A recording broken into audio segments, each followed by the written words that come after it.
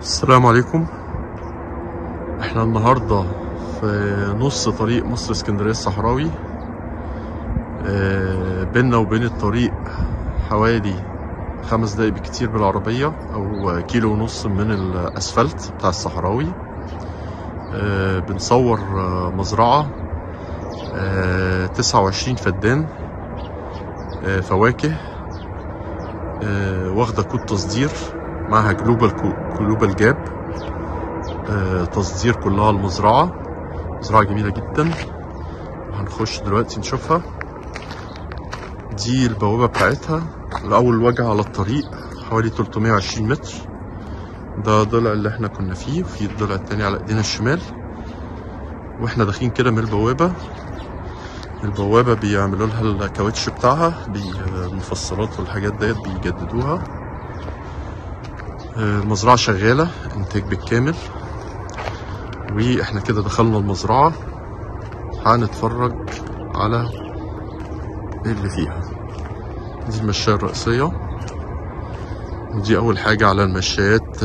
مزروع حاجة اسمها كمكوا دوت استفندي صغير، بيتاكل زي ما هو كده، حبه صغير بالحجم ده، ما بيزيدش، بيتاكل كده على طول،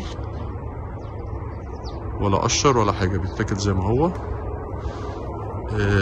ده الكمكوا، ده مزروع على المشايات بتاعة الأرض. في حاجات كتيرة مزروعة على المشايات، أشجار فاكهة مختلفة، وفي شجر ثرو كتير. والمزرعة زي ما قلنا هي تصدير، إنتاجها كله تصدير. مزرعة مكودة وعقد ملك نهائي خالص الثمن من الدولة، ملهاش جنيه ولا مستحقات لأي جهة. واحنا كده ده الكمكوا على المشاية على ايدينا الشمال. وهنبتدي. ده العنب متغطي، طبعا احنا في الشتاء دلوقتي، بالمتغطي ده بيطلع في اول يعني بدري خالص، وبيطلع تصدير كله.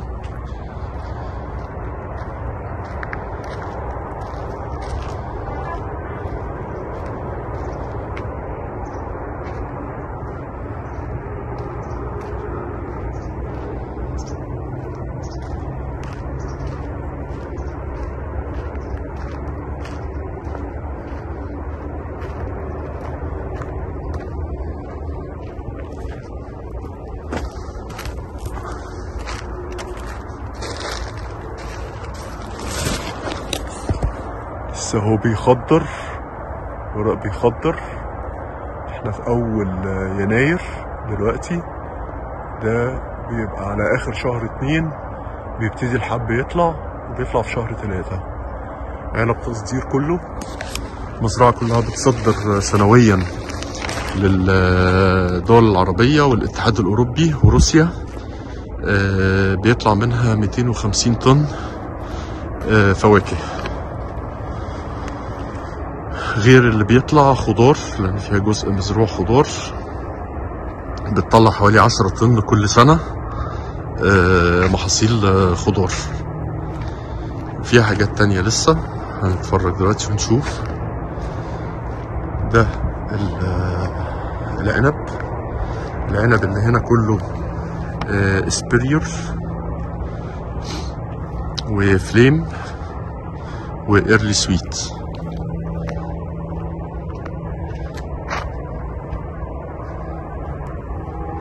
طبعا هو نفس النموذج.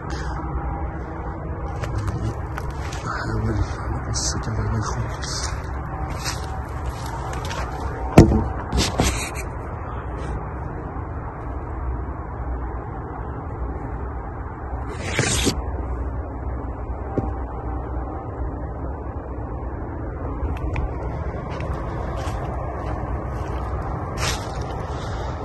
المزرعة فيها عنابر للبط وعنابر للحمام وللمواشي وللأغنام، كل حاجة على العنابر بتاعتها. وفيها استراحة لصاحب المزرعة. إجمالي المساحات بتاعت المباني حوالي 1700 متر، وفيها معاها رخصة لمباني سكن خاص، واحدة 600 متر وواحدة 2000 متر. يعني إجمالي المباني كلها اللي عليها دلوقتي 1700 متر مترخصين، ومعاها رخصتين، رخصة بمباني 600 متر سكن خاص، ورخصة تانية ب2000 متر. مزرعة جميلة جدا، محترمة جدا، مكانها ممتاز، كود تصدير جلوبال جاب، وفيها بيرين، ده بير منهم. في بير الملوحة المية بتاعته 750 جزء في المليون، وفي بير الملوحة بتاعته 350 جزء في المليون. دي الاستراحة بتاعت مين دي يا حاج محمد؟ ده المكتب. ده مكتب لصاحب المزرعة بالحمام واستراحة مفتوح.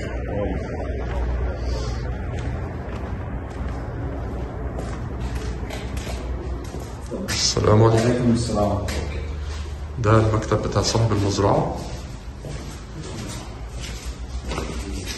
وده زي أوفيس وحمام.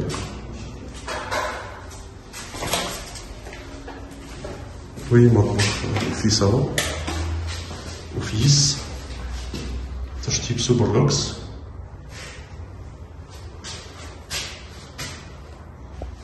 ده الأوفيس وده الحمام، تشطيب سوبر لوكس، كله حاجة محترمة جدا.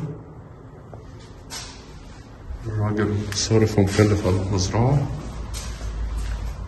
مش بخلال عليها بحاجة.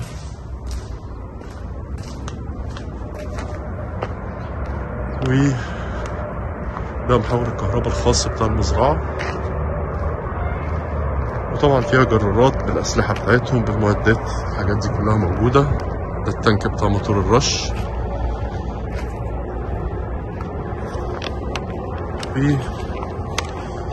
المزرعة فيها زراعات، في برجولة هنا. صاحب المزرعة قال إن أطلع عليها أشوف المزرعة كلها تحت عيني. ده الأصوات اللي ورانا صوت الصحراوي قريب جدا مننا. المزرعة فيها برتقان ويوسفي وليمون ومانجا وزيتون، وفيها بشملة، فيها أفوكادو، فيها نبق ونكتارين وخوخ ومشمش وتفاح وكاكا وجوافة وقشطة وبيكان وتمر هندي وعناب وبرقوق ورمان وتوت ورق لورا والكمكوا اللي احنا صورناه على المدخل بتاع المزرعة. طبعا العنب هنا، تكعيبات العنب التصدير لما بيغطي سنة، يعني دي كانت متغطية السنة اللي فاتت، لما يغطي سنة لازم ما يغطيهاش السنة اللي بعدها، عشان لازم التربة تتشمس والشجر يستعيد العافية بتاعته. دي المزرعة كلها، مش عارف هو ده قصد صاحب المزرعة على المكان دوت. هو جايب لي ده المكان العالي يا فندم. الناحية التانية بس الشجر ده مغطي. انا عايز اجيب فيو من فوق للارض كلها.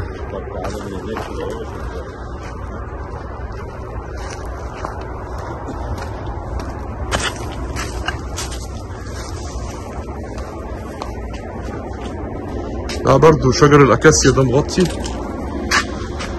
طيب طب تعالى معايا بقى محمد، نلف كده لفه لو مش هتعبك معايا. لا تحت امرك. طيب وريني بقى المباني، العنابر وبقيه الزراعه، المانجا والبرقوق والحاجات دي. دي فوق عند العربيه. طيب خلينا يعني نبتدي من تحت كده ونرجع تاني على فوق. نخش من النص. تعال انا ماشي معاك بقى، انت قول لي، انت عارف الخريطه، لان هي اللي مش حافظ طبعا هيلف حوالين نفسه. ده العنب ده عنب فليم. والكوش اللي هو بفليم. ده كنتوا مغطينه السنة اللي فاتت. كنا مغطينه السنة اللي فاتت، بس السنة دي قلنا نريحها شوية. ايوه انا لسه كنت بقول كده. عشان تاخد تخزينات طبعا. تمام.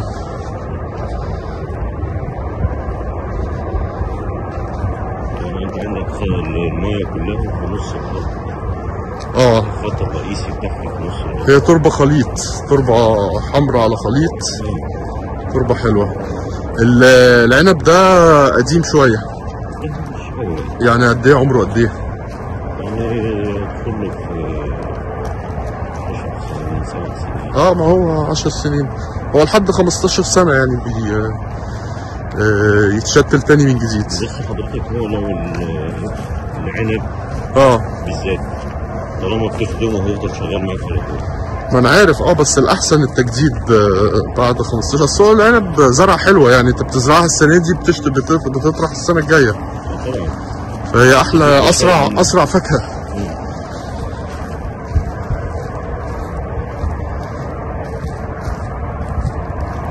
مطرت عندكم ولا ايه؟ صح؟ الارض باين غرقانه كلها.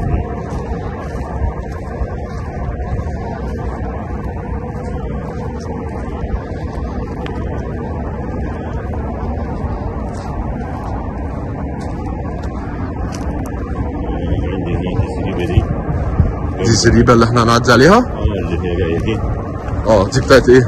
دي بتاعت المواشي وسكن عمال، سكن بتاع الناس اللي هي كانت تاكل المواشي كده. تمام.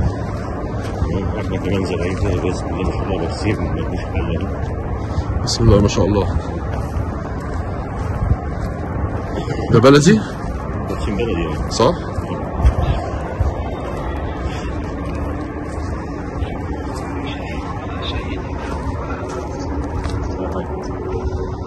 وده برسيم بلدي.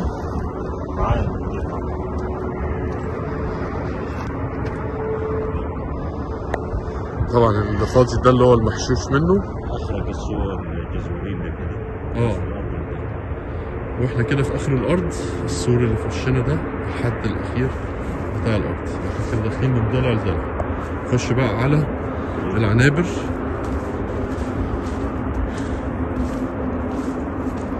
ده السكن بتاع العمال اللي مسؤولين بالانتاج الحيواني. صح كده يا محمد؟ تشطيب سوبر لوكس. تشطيب سوبر لوكس. طيب ودي ده ايه بقى؟ اشرح لي كده. دي غنم دي. ده ملعب غنم صح؟ ده ملعب غنم. وده حوش للغنم. وده حوش للغنم. وده حوش للذكورة، اعلاف الذكورة. ده اعلاف الذكورة، تسمين يعني؟ الجديان. جديان وخرفان. وده مفتوح الباب ولا؟ مفتوح. طب يلا. من بره. تعالى من هناك كده فوق. من هناك؟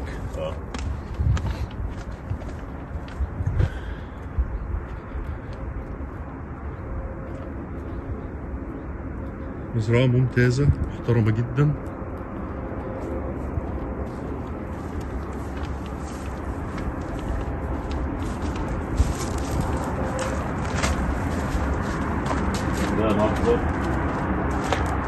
ده سكن برضو؟ ده مجزر. مجزر. مجزر بنذبحوا فيه. تمام. طب فين فاضي اهو؟ فين؟ مفيش ذبائح النهارده؟ طبعا. احنا كده ده السكن العمال، ده مخزن اسمده. ده مخزن اسمده. تمام. ده مخزن اسمده، اوضه كده بس مع تمام. لا هي اوضه معروفه، هي حتى العرض بتاعها والطول بتاعها اهو. صح كده؟ تمام. كده بقى نخش على العنابر. تزريبه المواشي. تمام. دي اوضه علف. دي اوضه علف.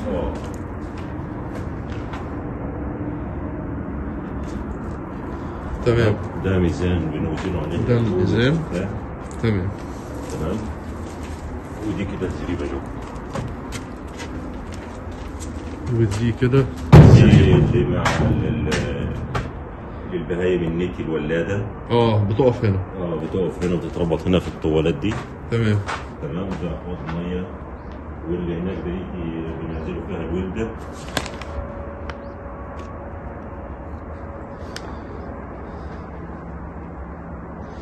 وايه يا عم محمد؟ الاوضه اللي هناك دي بنعزلوا فيها الولده. الولده بتتعزل هنا.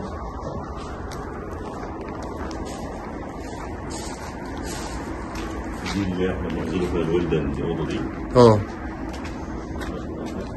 تمام. دي زي حضانه كده. زي حضانه كده يعني عشان خاطر ما يكونش في الامهات. تمام. دي هنا العجول الذكوره بقى اللي هي اللي احنا بنعرفوها.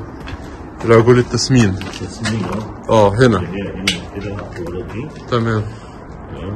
طبعا معموله صاج كله. تمام. يلا بينا.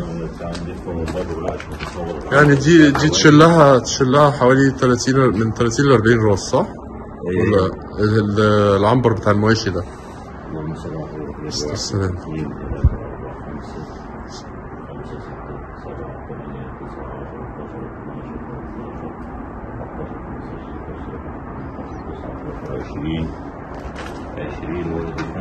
25. وعندنا هنا 1 2 3 4 5 6 7 8 صح؟ 8. يبقى 8 و25 33 من 30 ل 40 راس. طبعا هنا كده دي اوض معموله للدواجن. دي اوض دواجن. يعني مفتوحه ولا؟ يا رب. تمام. يا رب فراخ، يا رب حمام، يا رب وز، يا رب رومي. تمام.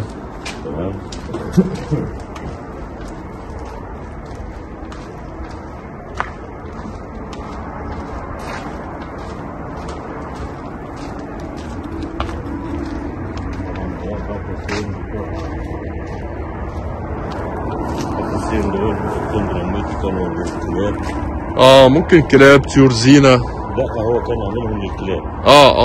لا يعني انا بتكلم ممكن يتوظفوا كمان كلاب او زينة. مفيش كلاب طبعا. انا ما بخافش منهم. تمام. هي بوكستين كلاب كده بملعب ليهم بره، وجنبهم الطيور. نفس النظام كله صح؟ ماشي. يبقى كده جنبهم 1 2 3 4 5 6. نخش في واحدة منهم. كلهم زي بعض صح؟ نخش في واحدة. بسم الله الرحمن الرحيم. حاجة جميلة، أوضة كبيرة. دي تشيل كتير بسم الله ما شاء الله. احنا قلنا كام واحدة؟ كانت 6 والسبعة بتاعت الكلاب. السبعة حتى ممكن تتقلب طيور برضه. تمام كده احنا خلصنا ده البير الجديد اللي هو 350 اللوحة بتاعته. ده هو يحلو عن كده بالتشغيل. لا البير بالتشغيل بيحلو.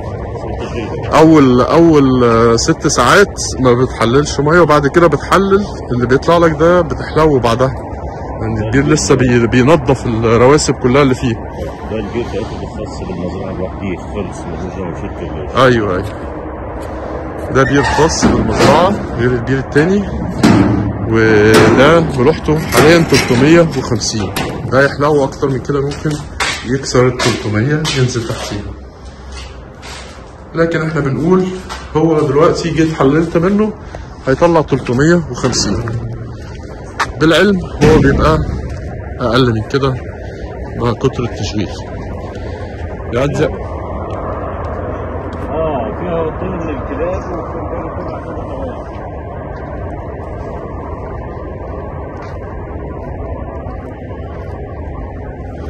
المزرعة هنا كمان الناس اللي فيها مهتمة جدا، صاحبها مهتم جدا بيها، ومش بيأثر معاها في حاجة. بتعمل لها صيانة سنوية، دي حاجة مهمة جدا لأي مزرعة محترمة.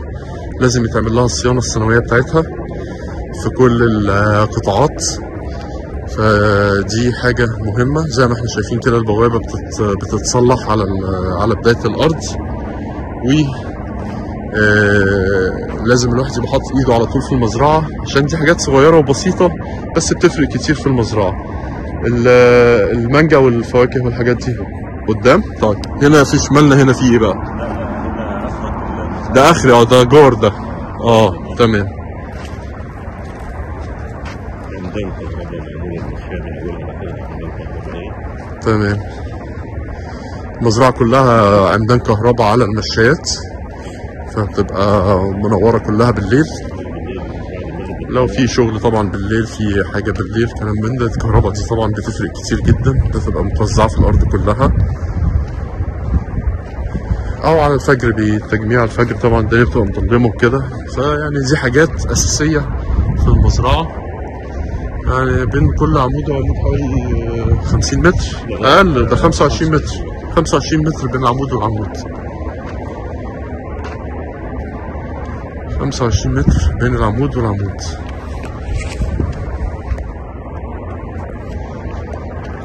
زي ما قلنا آخر حاجة 25 متر بين العمود والعمود. دي المشاية الرئيسية اللي احنا دخلنا من عليها. اللي هي قسمة الأرض نصين. قسمة الأرض نصين، نص يمين ونص شمال. الحوشة دي سبيريور. الحوشة دي اللي جنبنا دي سبيريور. تمام. ده برضو كان متغطي السنة اللي فاتت. ده كان متغطي السنة اللي فاتت برضه، قلنا السنة دي من الرياح.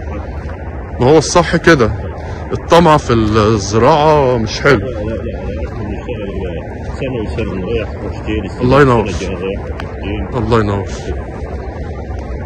هو ده الصح، إن العنب بيتغطى سنة ويتكشف السنة اللي بعدها. صورنا المحول. محول قد ايه؟ حوالي قد ايه؟ المحول ده 100 كيلو. محول 100 كيلو. ودي تندة جراج. ودي تندة جراج. فيها كم جرار لا هي جرارات ما فيهاش جرارات. ايه معداتها؟ ده مش تبعنا. طب كويس نوضح النقطة دي. ده مش تبعنا، ده جاي ايجار من بره يا فندم. فيها موتورين 2 رش. دي المكتب بتاع صاحب المزرعة. امال ايه المباني دي بقى؟ دي الحمامات بتاعت اكواد التصدير. تمام. ودي غرفة عمالة. خلاص لا مش لازم تفتح. ماشي. وده مخزن.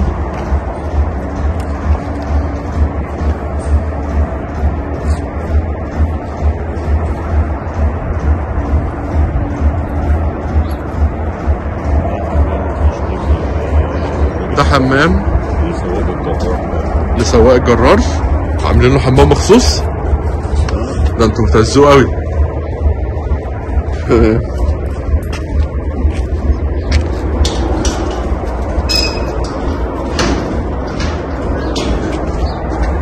ده مبيدات وأدوية والتسميد.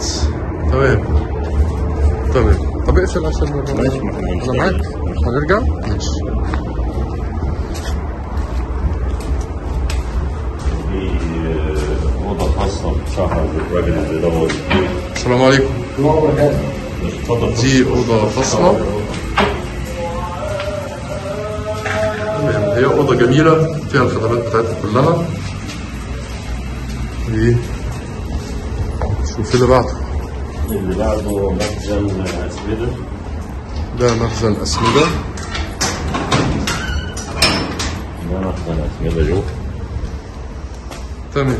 ده بيتحط عليه، وده الميزان، وبيتحط عليه الكيماوي والأدوية والأسمدة والحاجات دي كلها. الأسمدة يعني عموما بتتحط هنا في الأوضة دي. هي أوضة منظمة جدا، مزرعة منظمة جدا. ثواني بس. حتى الإسعافات الأولية دي برضو دي كلها الشروط بتاعت التصدير. لازم لو في حصل تفتيش ولا أي حاجة بتوجد الكلام ده. محمد هنشوف ايه تاني؟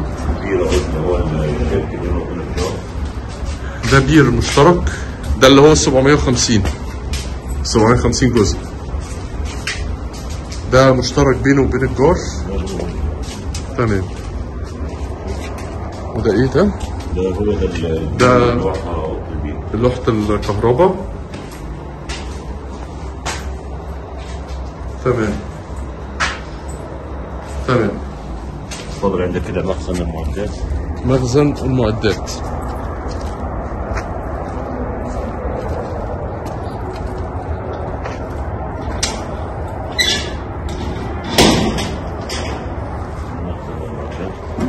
ماشي. تمام. هي مخازن دي بتاعت نجيلة دي. انتوا عندكم نجيلة هنا؟ البرجيل. البرجيل تمام. نطلع بقى المانجا والبرقوق والحاجات الكتيرة ديت. يلا بينا. انت كده في نص. انا كده في نص الارض. تمام.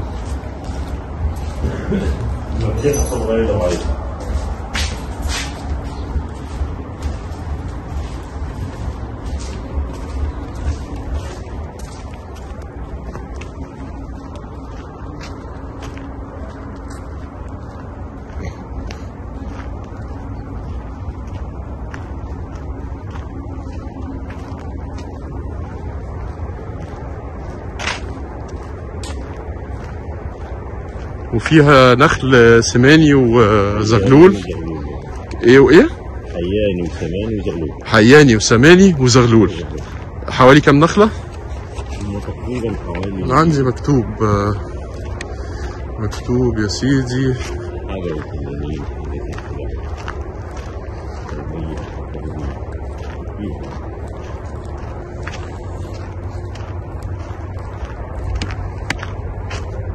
شوف بقى لما تدور على حاجة تقعد تدور عليها وما تلاقيهاش، بس هنلاقيها إن شاء الله.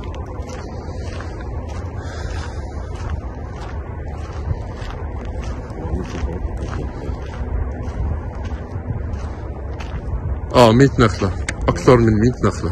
ما أنا عندي برح كمان في ما هو مكتوب برحي. النخل سماني وحياني وزغلول وبرحي. ده الحوض ده انت صورته؟ لا، ده مكان مبنى برضه. ده مكان مبنى. ده اللي واخد الترخيص. تمام. ده مكان المبنى الاولاني. ده ال 600 متر. ده ال 600 متر. لا ده مش 600. امال ده ايه؟ ده 300 متر. لا هو في 600 وفي 2000. ترخيص مربع خاص بالزراعة سكنية، واحدة 600 متر وواحدة 2000 متر. مين الكبيرة؟ دي 600 اللي هناك. دي 600.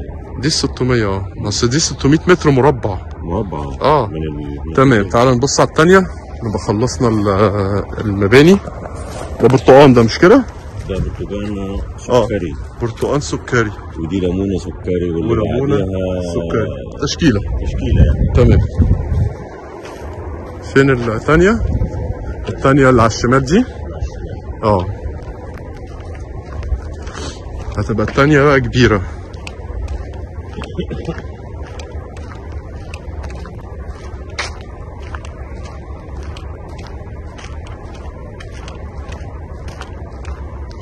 المسافة بينها وبين الصحراء مش بعيدة.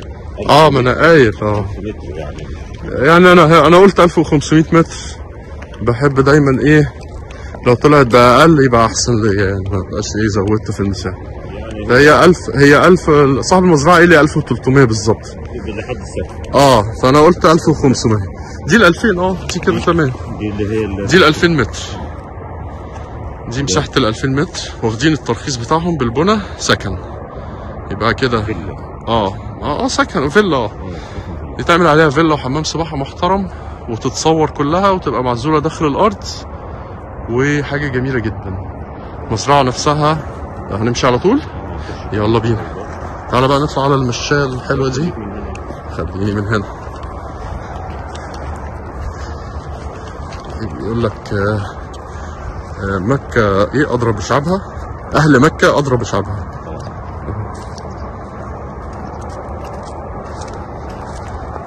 وانت منين يا عم محمد؟ من السادات. من السادات. انت قريب. احسن ناس.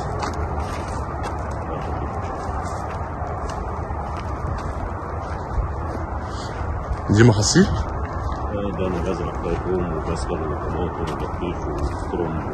انا شايف بس لسه ما زرعتش يعني. ده فدان مش كده؟ بس انت ما زرعتش كتير السنه دي. لا ما زرعتش. ده بيتي كله صح؟ ايه؟ ده توم. ده توم وباذنجان ولفت. وبتنجان ولفت. ان انا فردت الطين بتاعت البطيخ والطماطم والكلام من ده. ده اللي استنى عليا شويه ما تزرعش. تمام. وده شجر مشمش اللي هناك ده؟ ده برقوق. برقوق. وجوافه خوخ ورمان. الحاجات دي ده المقصود بيها الزراعات دي. يعني الزراعات دي للبيت، دي جنينه تبع البيت. جنينه للبيت، يعني الفدان ده متخصص كله للبيت. تمام. يبقى المزرعه كده كلها عنب. يبقى المزرعه كلها مزروعه عنب، وهي بقى دي جنينه. طبعا احنا في الشتاء دلوقتي في شهر يناير، في شجر كتير ورق واقع، ده هيبتدي مع انشير ان شاء الله الشهر الجاي يبتدي يشتغل ويخضر. و دي اشجار صيفيه اللي هي البرقوق والمشمش والرمان والخوخ. ايه تاني بيقع في الشتاء؟ والقشطه. تمام. وطبعا المانجا ما بتقعش ورقها، المانجا بتفضل طول السنه. والجوافه نفس الشيء. الجوافه بسم الله ما شاء الله شجر عالي حلو ونمو خضري محترم، بسم الله ما شاء الله. مزرعه جميله جدا، واتمنى نكون شرحنا كل حاجه. احنا كده خلصنا كده يا عم محمد، صح ولا لسه في حاجه ثانيه؟ ايه؟ المانجا والموالح. المانجا امشي كده. دي المانجا، ده شجر المانجا. دي اصناف كلها كوكتيل.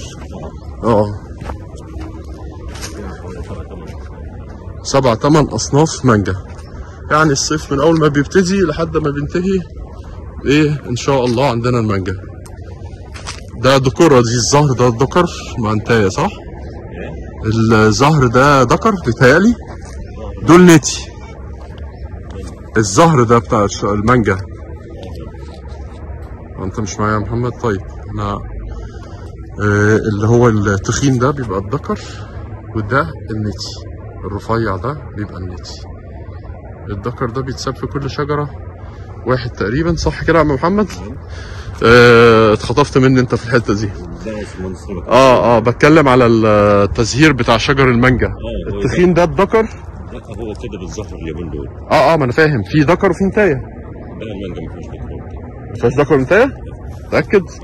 المانجا دي ملهاش دكر وانتايه. ده المانجا دي بالذات يعني ولا المانجا عموما؟ المانجا عموما يعني اللي انا افهمه فيها يعني. لا، ده دخلت مزرعة مانجا، الراجل قعد شعر لي وطلع لي الدكر من النتايه. لازم تبقى في دكر ونتايه دايما. يعني دكر. بص يا سيدي، الشماريخ دي يعني؟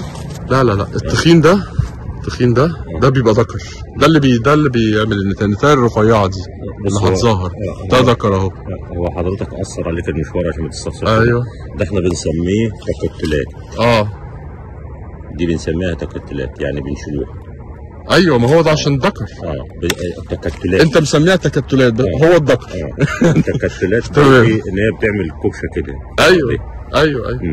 وبتعجز الفرع وبتاع وكلام من ده، وهو اصلا في الاخر هو وظيفته يدكر النتايه. طيب خلينا نكمل. احنا كده في المزرعه الجميله دي. ده في استفندي واقع على الارض اهو. ده ليمون. ده ليمون اضاليا. ودي حاجه اسمها جريب فروت. ماشي. ده جريب فروت اهو. ايوه شايفه. بسم الله ما شاء الله، الحبايه محترمه. بسم الله ما شاء الله. والليمون الايطاليا ده حرام اللي واقع في الارض ده في كتير.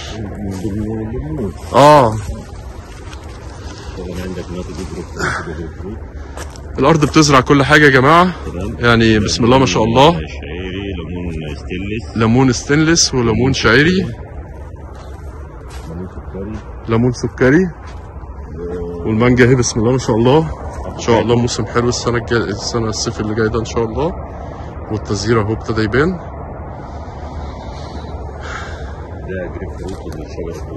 ده جريب فروت الشجره العاليه دي.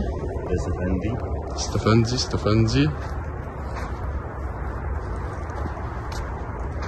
هي جنينه معموله يعني للبيت. طبعا يعني حجم الشجر دوت بسم الله ما شاء الله يكفي عيلتين 3 4 كمان يعني. ده كوكتيل. ده ايه ده؟ ده كوكتيل. تمام. ده كوكتيل. ده شجر كوكتيل. ايه شجر كوكتيل ده؟ انا ما اعرفش الفاكهه دي بصراحه. خليها مع حضرتك. دي ايه دي؟ تفتحها نصين. تتفرج على اللي جواها حاجه جميله جدا. والله دي على الاكل كده ولا دي بايظه؟ لا بتاكل. هو دي حاجه بايظه؟ لا دي طابق. وده اللي خضار بتاعها على الشجر. الحبه. الحبه اهو. الحبه اهو. تمام. انا ممكن اكون عارفها بس مش هي طالما سقطت تاني. لا ما شفتهاش قبل كده دي، ما شفتش الحبايه دي قبل كده. لو دخلت حضرتك على النت هتسال على الكوكتيل. كوكتيل، اسمه كوكتيل. تمام. بسم الله ما شاء الله، الشجره طرحه محمله من جميعه، والجنينه جميله جدا، حاجه جميله. طبعا الاستفندي ده بلدي مش كده؟ ده برتقال بصره. لا اللي فات الاستفندي بلدي. في كده وكده خلص خلاص المحصول بتاعه. عزيز قوي البلدي. ده زيتون. زيتون تفاحي. والطويل ده زيتون زيت. ده زيتون زيت.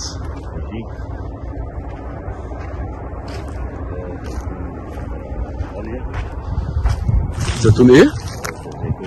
زيتون كلاماتا.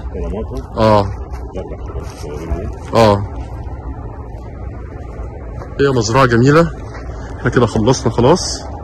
مزرعة جميلة. امال ده ايه ده يا محمد؟ ده نبق. بسم الله ما شاء الله. بس دي بقى لهم قد ايه دول الشجر ده؟ ده زرعوا السنة اللي قبل كده. عايزين بيتهيألي عايزين يتألموا. عايزين يتألموا شوية. صح؟ بس هو الشجر النبق ده بالذات ان هو الحبايه بتاعته كبيره. ما انا عارف. بيفرد. تروح توجان ده قوي بيفردها. ما هو عايز يتألم من تحت يعلى بس. يعلى ويفرش بعد كده براحته. دول بشمله. دول بشمله. دي البشمله. مزهره كلها اهي. الورقه نظيفه ما فيهاش المرض. المزرعه كلها بسم الله ما شاء الله، الناس حاطه ايديها فيها ومش محتاجه اي حاجه تتعمل زياده يعني. هي بس صاحب النصيب يراعي على كده. مزرعه بسم الله ما شاء الله بتعمل شغل حلو وانتاجيتها عاليه وفيها ترخيصات حلوه. يعني انا هنا 29 فدان وفيهم ترخيص على 2000 متر، احنا فيهم دول دلوقتي. الترخيص الثاني على 600 متر، وفيها انشاءات حلوه، انتاج حيواني وطيور وغنم.